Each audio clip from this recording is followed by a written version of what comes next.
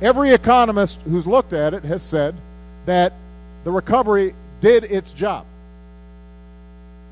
It put a brake on the collapse of the economy. We avoided a Great Depression. We are now growing again. The problem is, number one, it's hard to argue sometimes things would have been a lot worse. Right? So people kind of say, yeah, but unemployment's still at 9.6. Yes, but it's not 12 or 13 or 15.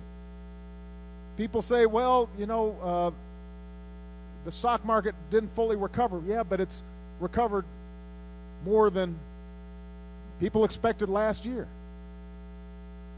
So part of the challenge in delivering this message about all that the Recovery Act accomplished is that things are still tough. They just aren't as bad as they could have been. They could have been a catastrophe. In that sense, it worked. Now, the other reason that it has generated some controversy is, for example, I just pointed out the fact that 95% of you got a tax cut, and most of you didn't know it.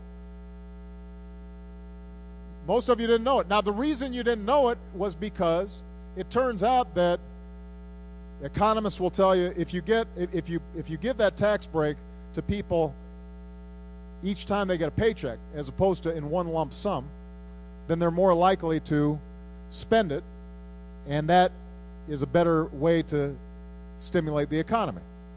It wasn't a good way to advertise the tax cut, so if I had been just thinking politics, I would have sent you one big check with my picture on it and said, here's your tax cut.